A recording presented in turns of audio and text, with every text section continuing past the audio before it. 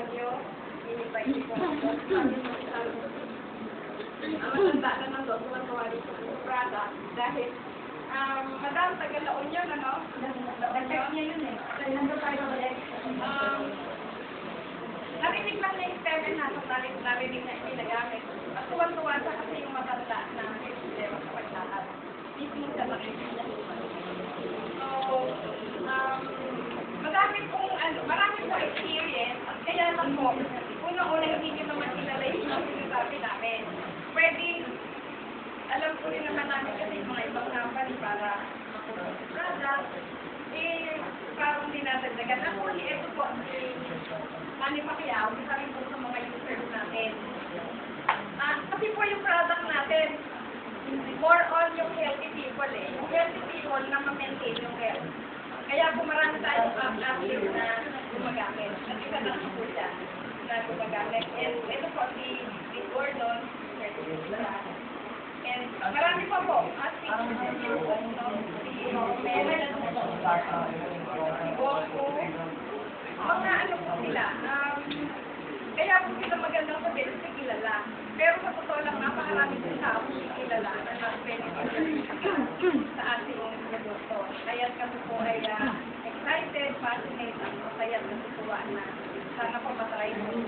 Kasi kailangan po natin ng quality life. Sabi nga nila, kita nyo, di ba yan? Baka hindi ka naman sabi ko, lahat naman tayo pupunta kay Lord. Kay Lord nga ba? Pero ang matitiyak natin ng mga nagpo-practice ng wellness at gumagamit sa produkto ito, puro ibindigisa lang natin yung mata pag time na at walang tubo, hindi matokselasyon. At welcome po. Magastos. So ngayon po, sobrang masaya ang buhay ko.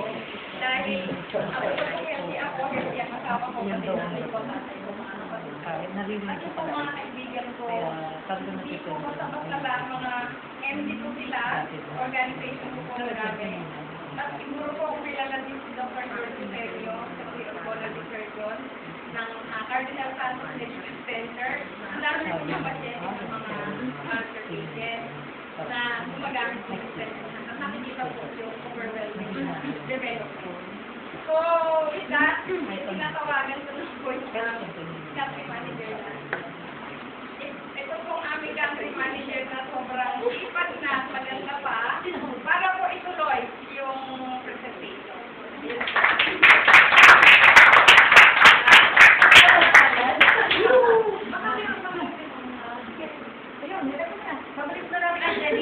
Para po ako muna sa Sinoyoli, guys.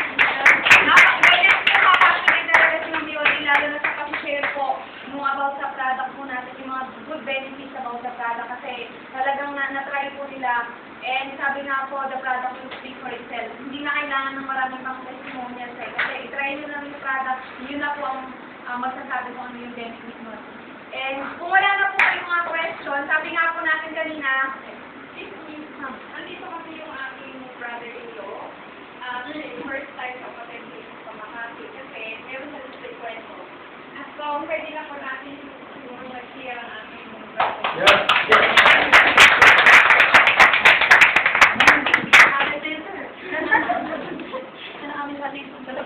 Magandang hapon sa inyo lahat. Mga pala si Jesse Santos sa ipag po si Yoli. Kasi ganito, marami sa akin niimbita. Ako naman, para pagbigyan ko, ma-attend ako. So yan, nakikita sa akin, sabi niya, ikutuloy mo. Sabi mo, mahirap magpaniwalag na hindi ako nakaka-experience.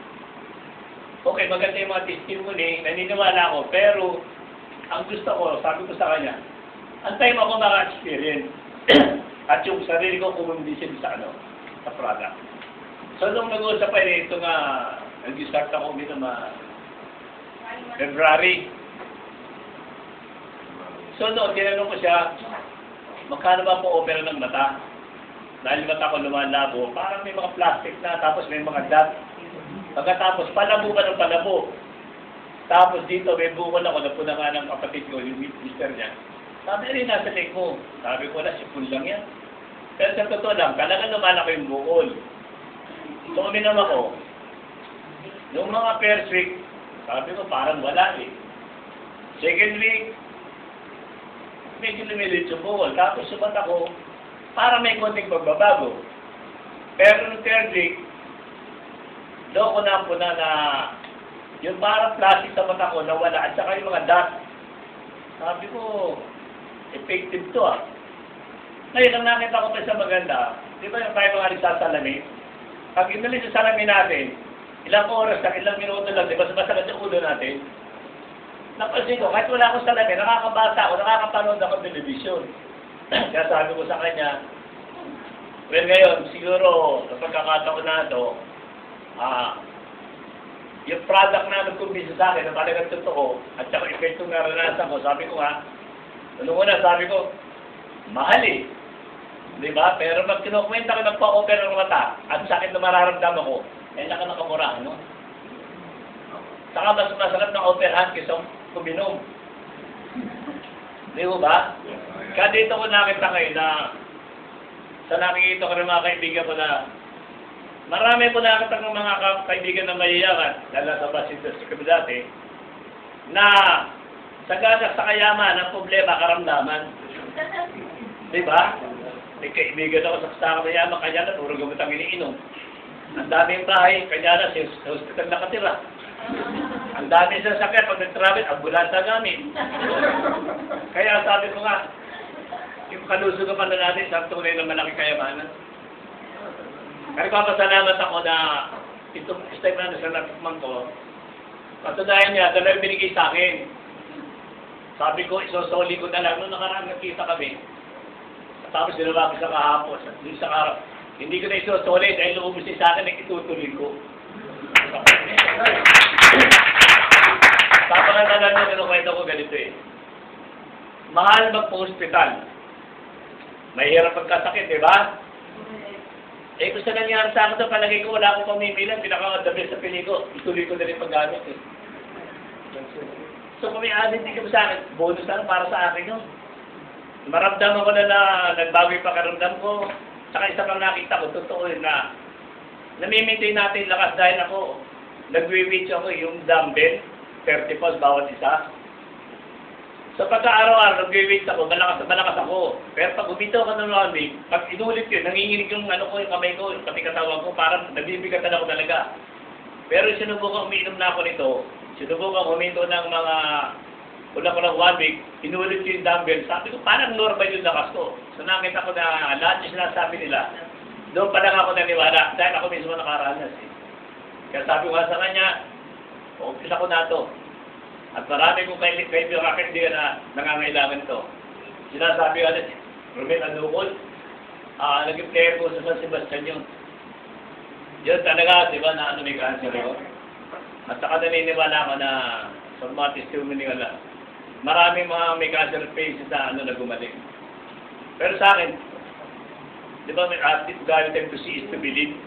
Eh, mataas yung pagkandahan sa akin, di ba? So, kita-kita ko yung ano eh, yung epekto ng ano eh, ng stem cell eh. At saka yung bukol dito, talaga nakikita naman talaga, nawala, ibig sabihin, wala lang pag-aalilangan din sa produkto na ito. Basta ang prinsipyo ko, di ba? Hindi na kundi para sa akin, hindi na mahal yan. Mas mahal sa akin ang mga pa-hospital. Kaya, hilang at maraming salamat sa inyo. Parang ang dami kong fan. Diyan, hindi